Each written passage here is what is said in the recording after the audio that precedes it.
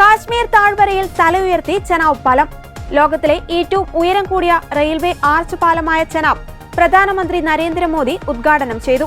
പാലത്തോടൊപ്പം കത്ര Srinagar Vande Bharat train സർവീസും പ്രധാനമന്ത്രി ഉദ്ഘാടനം ചെയ്തു. കാശ്മീർ താഴ്വരയെ ഇന്ത്യൻ റെയിൽവേയുമായി ബന്ധിപ്പിക്കുന്നതിലൂടെ ടൂറിസം പ്രോത്സാഹിപ്പിക്കുവാനും തൊഴിലവസരങ്ങൾ സൃഷ്ടിക്കുവാനും കഴിയുമെന്നാണ് സർക്കാർ പ്രതീക്ഷിക്കുന്നത്. ജമ്മുകശ്മീരിലെ റാസി ജില്ലയിലെ ബക്കലിനും കൗരിക്കുമിടയിൽ ചെനാബ് നദിക്ക് കുറുകെയാണ് പാലം നിർമ്മിച്ചിരിക്കുന്നത്. കമാനത്തിന് 467 മീറ്റർ നീളമുള്ള പാലം നദിയിൽ നിന്ന് 359 മീറ്റർ ഉയരത്തിലാണ് സ്ഥിതി ചെയ്യുന്നത്.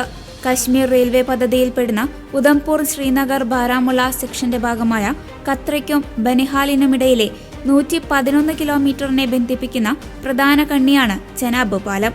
പാരീസിലെ ഈഫൽ ടവറിനേക്കാൾ 35 മീറ്റർ ഉയരമുണ്ട് പാലത്തിന്.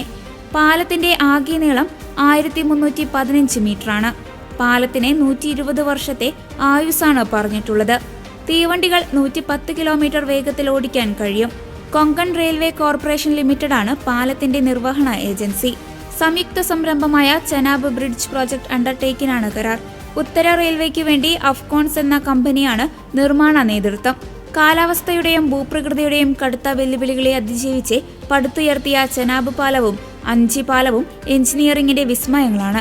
300 സിവിൽ എഞ്ചിനീയർമാരും 1300 ജീവനക്കാരും ആഴ്ചയിൽ എല്ലാ ദിവസവും ജോലി ചെയ്ത് 8 വർഷം കൊണ്ടാണ് ഇത് നിർമ്മിച്ചത്.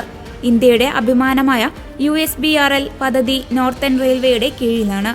എന്നാൽ കൊങ്കൺ റെയിൽവേ കോർപ്പറേഷനാണ് നിർമ്മാണ ഏജൻസിയും രൂപകൽപ്പന കൺസൾട്ടൻസിയും. വെല്ലുവിളി നിറഞ്ഞ കൊങ്കണിലെ റെയിൽപാത നിർമ്മിച്ച പരിചയ സമ്പത്താണ് ഇതിനായി പരിഗണിച്ചത്. അഞ്ചിഗഡ് പാലത്തിന്റെ നിർമ്മിതിയിൽ ചീഫ് എഞ്ചിനീയർ സുജയ് കുമാർ ഉൾപ്പെടെ നേതൃത്വം നൽകി. 2018 മുതൽ എഞ്ചിനീയർമാർ ഉൾപ്പെടെ 400 ജീവനക്കാരുടെ കഠിന പ്രയത്നമാണ് ഇതിന് പിന്നിൽ.